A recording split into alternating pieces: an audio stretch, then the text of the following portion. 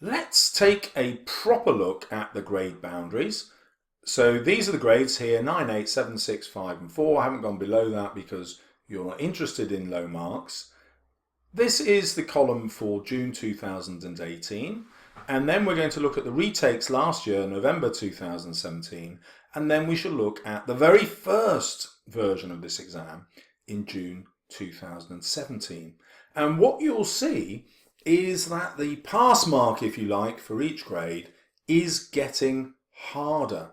So if we look at the 2 Junes, you could on the first go through get 72, now it's 76. Let's look at 6, you could get 93, now it's 97. Let's look at 8, you could get 113 and now it's 118.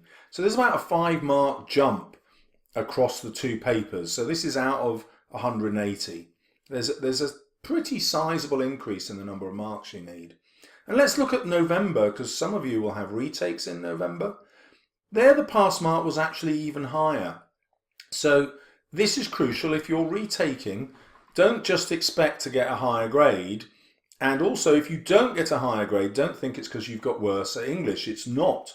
It's just that the pass mark's likely to have got higher because the exam board has to fiddle about with how many people are actually allowed to pass.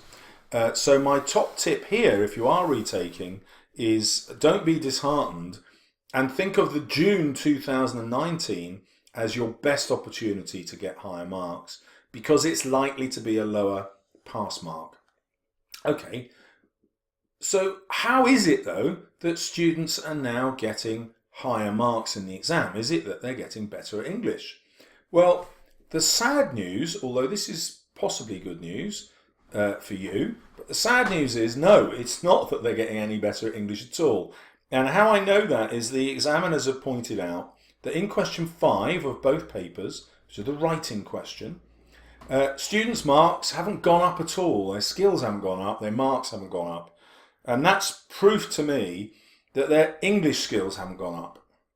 What's happened is that teachers across the country have looked at the reading questions, question 1 to 4, and trained their students better and better on how to pass the hurdles of the exam.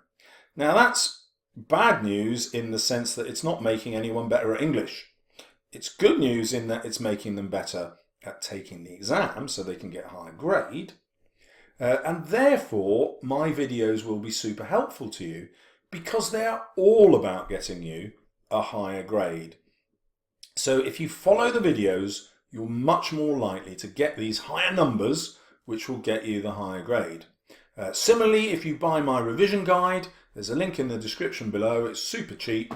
You will also see really powerful examples of how to get the higher grades. In fact, if you look at the Amazon reviews, my guide got more grade 9s than any other of the guides, even though it sold far fewer copies because I'm not famous.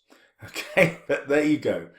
Now, the other bit of good news is let's look at the grade 5. Okay, grade 5 was 86 marks. And I told you there were 180 marks for both, 160 marks for both papers added together, 80 and 80.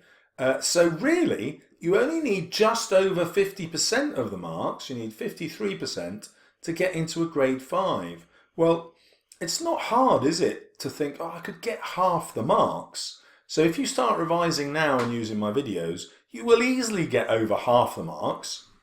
So you can reasonably start to target grade 6, even if you're currently performing at grade 4 or below. So if you're familiar with my videos, you know I don't really bang on about my guide at all. I'm not in the business of making loads of money, although that would be nice. But you do need to actually think, why should you aim for a grade 8 or a grade 9? And the crucial thing here is my guide, let's have a look inside it. My guide tries to find ways to help anybody get into the grades 8 and 9, even if they're operating at a much lower level. So this is the ebook cover. It's not as good as the one my publishers did for the hardback. But if I take you through the contents, you can see just how much information you get before you even get to the exam. And there's stuff that you'd never even considered, perhaps like your handwriting. A checklist of reading skills that you need to be able to master. You've probably never even thought of that before. Let's just have a look at that. So these are skills which you can practice in your revision. And many students say to me, well, how on earth do I revise for English language? Surely I just turn up. But no, I've got loads of things that you can do in order to revise. It also gives you some exam tactics. Remember, I've told you that many of the marks are not available for getting better just at English. You actually have to be better at what the questions want in the exam. And I'm really ruthless in finding out what the tactics are for each question. And they may well be tactics your teachers aren't showing you because they haven't sat the exam, whereas I have. I've had to work out how to do this paper really well. And then I read through the examiner's reports and find out exactly what it is that the examiners are after. And then if we look at the writing questions, you'll see here's just the section on description here. And there are so many different ways of improving your description. I give you lots of model answers. You can see that best when you look at the story.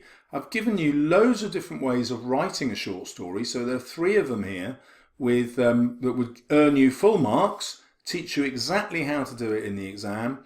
And then for paper 2, a really powerful technique to help you remember all the right rhetorical devices. It's very unlikely you've been taught that in school because it's much more detailed than what you get in school. And then again, lots of different models.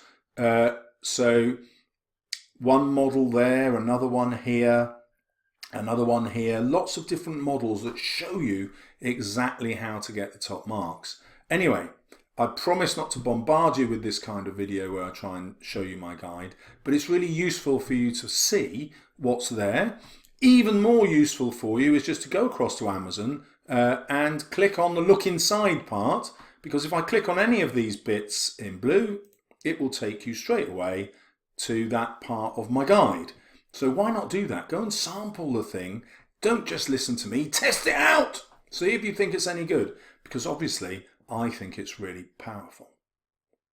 And even if you don't want to spend £3.99 on an ebook or £6.99 on paperback, never mind. Welcome to my channel. I hope you get the grades you deserve.